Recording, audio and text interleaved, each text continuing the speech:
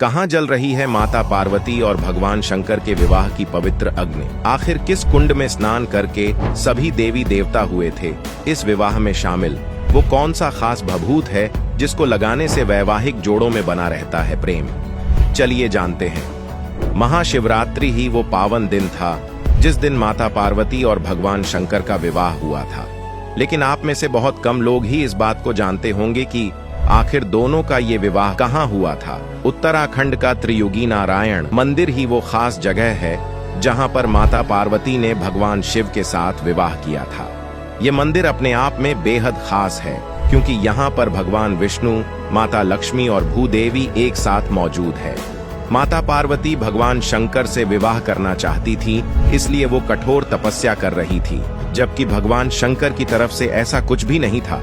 लेकिन माता पार्वती तो उन्हें मन ही मन पति परमेश्वर मान चुकी थी, इसलिए सांसारिक मोहमाया से दूर बस पूरे ध्यान से वो अपनी तपस्या करती रही। कुछ समय बाद जब भगवान भोलेनाथ प्रकट हुए तो उन्होंने माता पार्वती को आंखें खोलने के लिए कहा।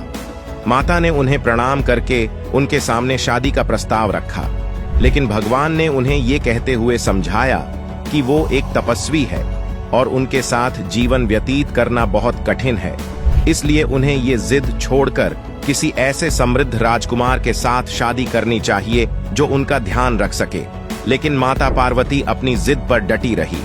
जब भगवान भोलेनाथ ने देखा कि माता पार्वती अपने फैसले से टस से मस नहीं हो रही है, तब उन्हें उनका प्रस्ताव स्वीकार करना ही पड़ा और उन्होंने शादी के लिए हाँ कर दी। दोनों का यह विवाह फाल्गुन मास की कृष्ण पक्ष की चतुर्दशी के दिन हुआ था।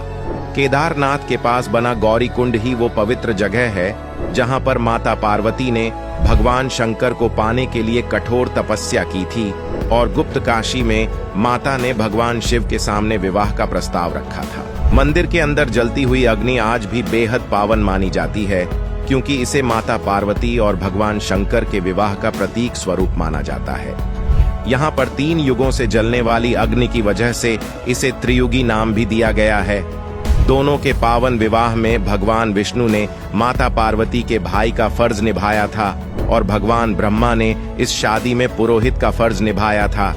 जिस जगह पर पवित्र विवाह हुआ था उसे ब्रह्मशिला के नाम से जानते हैं, जो इस मंदिर के ठीक सामने बना हुआ है।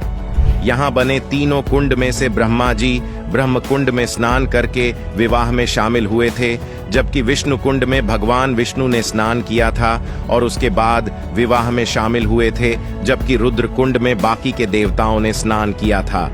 तीनों कुंड में जल सरस्वती कुंड से आता है। ऐसा कहा जाता है कि जिन्हें संतान की प्राप्ति नहीं हो रही है उन्हें इस कुंड में जरूर स्नान करना चाहिए। इस पवित्र मंदिर की यात्रा करने वाले भक्त इस अखंड ज्योति की भभूत अपने साथ जरूर ले जाते हैं ताकि उनके बीच भी प्रेम भगवान शंकर और माता पार्वती की तरह बना रहे। वेदों के हिसाब से इस मंदिर की स्थापना त्रेता युग में हुई थी, जबकि बद्रीनाथ और केदारनाथ की स्थापना द्वापर युग में हुई थी। त्रियुगी नारायण मंदिर आज एक फेमस वेडिंग डेस्टिनेशन के तौर पर भी जाना जाता है। वीडियो पसंद आया हो तो इसे लाइक शेयर करके हमारे फेसबुक पेज को फॉलो करना न भूलें।